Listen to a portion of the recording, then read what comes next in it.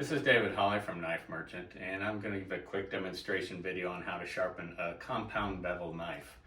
A lot of times they're referred to as a single bevel, but these are actually have a slight back bevel on them. Whereas most knives have a V grind shape like this, these knives have a right angle.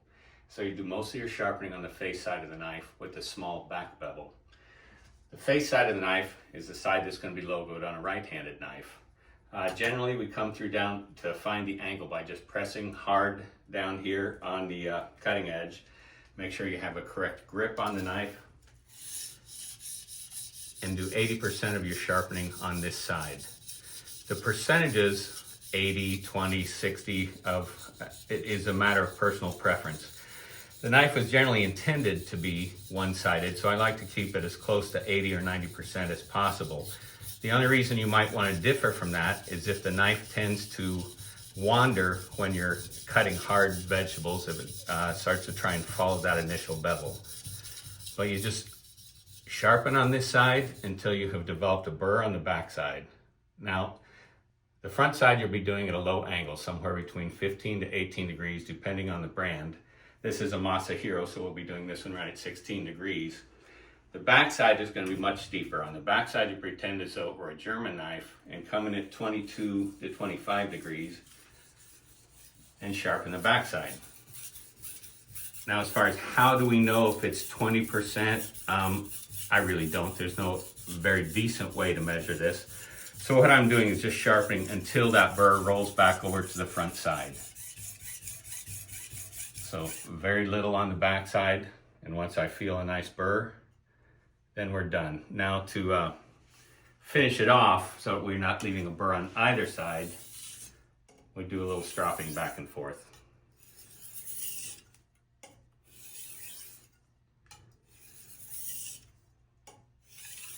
Just like that, and that's it. We can then move on to higher grits. This one right here is done with a Naniwa diamond stone. That's 600, although these cut much more fine than a 600 traditional water stone. But I'm going to go through a series of 600, 1000, and 3000 on the Naniwa vitrified diamond stones. You get a surprising amount of polish from these stones on a 3000 grit. And they go as high as 6000.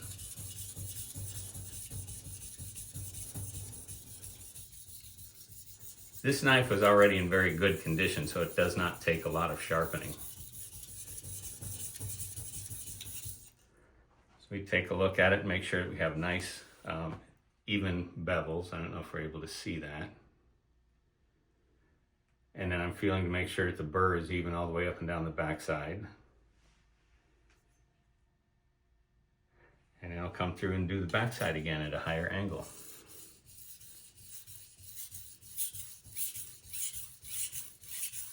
Just nice soft strokes on this one.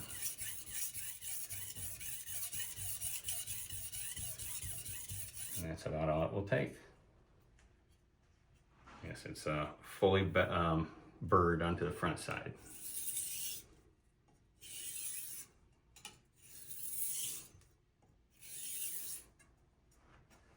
And then I will come through with the final polishing grit. It's nice when the knives are pretty sharp to begin with, saving me about 20 minutes of work here.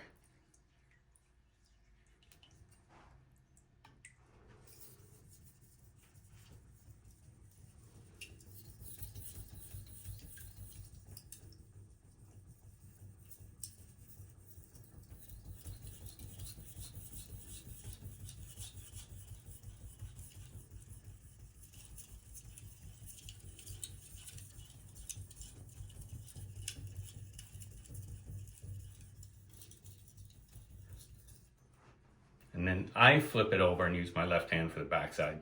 You can just flip it over and use your right hand to do the backside.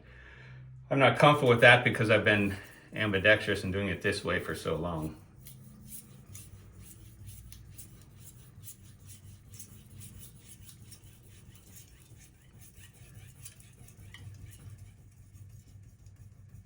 And just get a nice polish on the backside.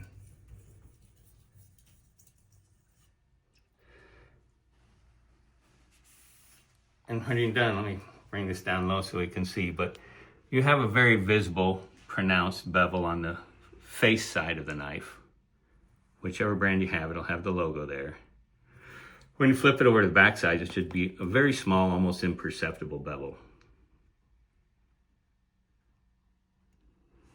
Now, there are guides. I'm not a big fan of guides, but this is one by Norton. They sell them for, I think, like $8. And this one is basically designed to say, okay, this long, low angle here is for your Japanese knives. This one is for your German knives.